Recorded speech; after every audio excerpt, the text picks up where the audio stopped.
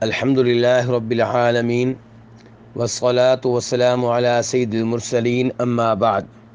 ذی الحجہ کے ابتدائی 10 دن بہت زیادہ فضیلت والے دن ہیں، جیسا کہ نبی علیہ السلام فرماتے ہیں کہ اللہ تبارک و تعالیٰ کو نیک اعمال جتنے ان 10 دنوں میں محبوب ہوتے ہیں اتنے اور دنوں میں محبوب نہیں ہوتے، اس لیے ان 10 دنوں میں خصوصی طور پہ نیک اعمال کرنے کی کوشش کرنی چاہیے۔ ان نیک اعمال میں سے ایک عمل یہ ہے کہ تکبیریں کہی جائیں، اللہ کا ذکر کیا جائے۔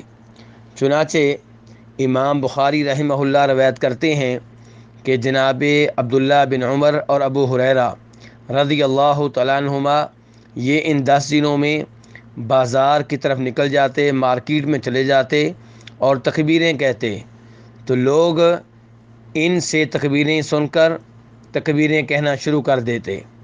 اس سے اندازہ لگایا جا سکتا ہے کہ ان 10 دنوں میں تکبیروں کا اہتمام کس قدر کرنا چاہیے۔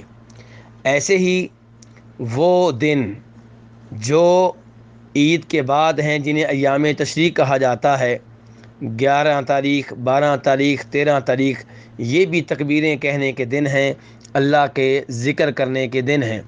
اللہ تبارک و تعالیٰ نے ان ایام میں ذکر کرنے کی ترغیب دی ہے، اور خود نبی علیہ السلام نے بھی یہ بیان کیا ہے کہ ایام تشریق اللہ تعالیٰ کے ذکر کے دن ہیں۔ اب یہاں پہ سوال یہ پیدا ہوتا ہے کہ تکبیریں کہنی ہوں تو کن الفاظ میں کہی جائیں؟ تو گزارش یہ ہے کہ اس معاملے میں نبی علیہ السلام سے کوئی ایسی حدیث نہیں ملتی جو صحیح سند سے ثابت ہو اور جس سے پتہ چلتا ہو کہ نبی علیہ السلام نے تکبیروں میں کون سے الفاظ کہے ہیں۔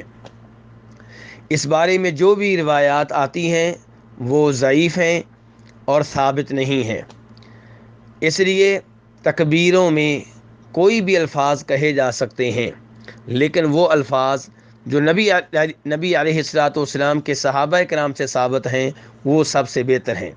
چنانچہ جناب عبداللہ ابن مسعود رضی اللہ تعالیٰ عنہ یہ کہا کرتے تھے، اللہ اکبر، اللہ اکبر، لا الہ الا اللہ، واللہ اکبر، اللہ اکبر وللہ الحمد۔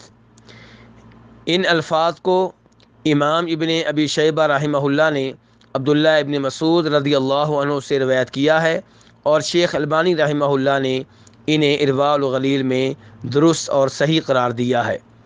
ایسے ہی جناب عبداللہ ابن عباس رضی اللہ تعالیٰ عنہما کہا کرتے تھے، اللہ اکبر، اللہ اکبر، اللہ اکبر وللہ الحمد، اللہ اکبر واجل، اللہ اکبر علی ما ہدانا۔ ان الفاظ کو امام بہقی رحمہ اللہ نے روایت کیا ہے، اور شیخ البانی رحمہ اللہ نے ارواء الغلیل میں صحیح قرار دیا ہے۔ تو اس لیے تکبیرات میں وہ الفاظ جو نبی علیہ السلام کے صحابہ کرام سے ثابت ہیں وہ زیادہ بہتر ہیں، انہیں اپنانے کی کوشش کرنی چاہیے۔ واللہ تعالی اعلم۔ دینی رہنمائی کے لیے ہمارے چینل کو سبسکرائب کر دیجئے اور گھنٹی کے نشان کو دبا دیجئے تاکہ آپ کو مزید قیمتی ویڈیوز ملتے رہیں۔ جزاک اللہ خیر۔